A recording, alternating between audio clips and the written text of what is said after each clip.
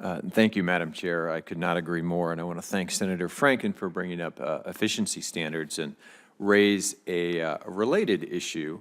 Mr. Simmons, as you know, last week Secretary Perry released the results of the President's required review of hurdles to domestic energy development. Now, as someone who comes from a state that produces a great deal of energy, oil and gas, wind, solar, just about you name it, I understand that we can argue about permitting and regulation, and we argue about those things regularly on this committee. But I find it somewhat incredible that this Department of Energy concluded that efficient appliance standards are somehow a burden on energy producers.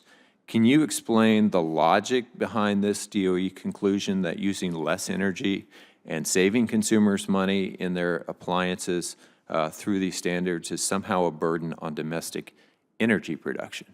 Sure. The first of all, that statement, I believe, has to be read in the context of our statutory requirements, as in the context of the of EPCA, the Energy Policy and Conservation Act. Under that is the act that creates the Appliance Standards Program. Mm-hmm. Under that act, we are not, we set appliance standards. As in we, the Department of Energy, sets appliance standards for refrigerators, microwaves, many other things. And once those standards are set, we cannot backslide. We cannot reduce those standards. So there is nothing in that memo that should be like implicating or suggesting that we are, reducing what those. How is that a burden on producers? We produce a lot of energy in New Mexico. Some of it goes into the transportation sector, but much of it goes into generation through natural gas generators, through putting clean solar electrons onto the grid, through wind generation. For any of those businesses, I don't understand how that is a burden. It isn't necessarily a burden for domestic energy production. It is there are some possible burdens on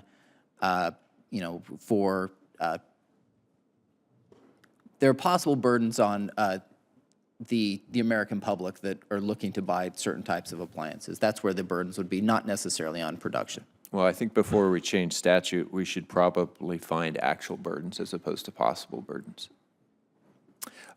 Shifting gears a little bit to those of you in the private sector, Mr. Grinnell, Ms. Hawkins-West, as a general rule from your professional experience, is it cheaper today to achieve in the market a megawatt of reduced demand through energy efficiency, or is it cheaper to bring on another megawatt or any other increment of additional generation? I mean, it's from the numbers we've done, it's energy efficiency is the quicker route to and the cheaper route as well? Cheaper route, yes, yeah. Cheaper route. Do you have any numbers you want to share on that off the top of your head? I don't have any off the top of my head. Right. And if I could correct, I misspoke when I was saying Alaska does have an energy standard, we just don't have an energy code. Okay. My fault. Yeah. Ms. Hawkins-West? I'm not sure we can agree on that. Our power rates are pretty competitive, and I think right now that we are still struggling from getting comparable costs from energy efficiency, but we will be happy to provide numbers for you. It seems like the biggest issue here, at least from my experience in New Mexico and doing quite a bit of energy efficiency work when I was on the city council there, where we financed a number of issues like replacing lighting with LED lighting, with more efficient, up-to-date appliances, and actually saving money as a result. That a lot of the challenge here, as I think it was alluded to by Senator Franken as well, is not that we can't save money. It's finding an innovative financial model to actually have that work for the individual consumer. So if you're a utility, you can aggregate a lot of things, and oftentimes that works to your advantage. But if you just go back 10 years, when I put solar on my house in 2004, I happened to be refinancing my house, so I was able to make that work. I traded a bill on my monthly electric bill for a small increment, cheaper increment on my mortgage, and was able to basically go net zero in terms of production at my house.